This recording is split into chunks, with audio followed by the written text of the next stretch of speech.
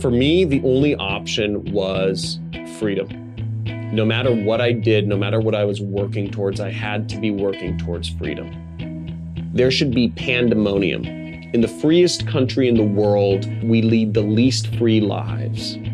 We go to school for 16 years to get 2 weeks of freedom every single year. Most people in the world do not believe it is even possible to have control over your own time.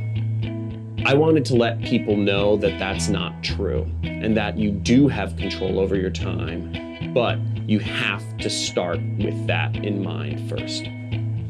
There's a term that goes around, corporate slavery, and it's real because what corporations do is they hold us down with shackles on our time. After I show people that it's possible to actually have control over your own time and live life on your own terms, then we go on and show them tactics to doing that.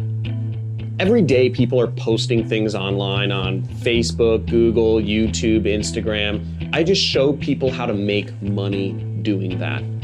Many people don't believe it's possible, but what you have to realize is that we're in the digital age now. It's all about reaching people over the internet, and it's surprisingly simple if you just know what to do.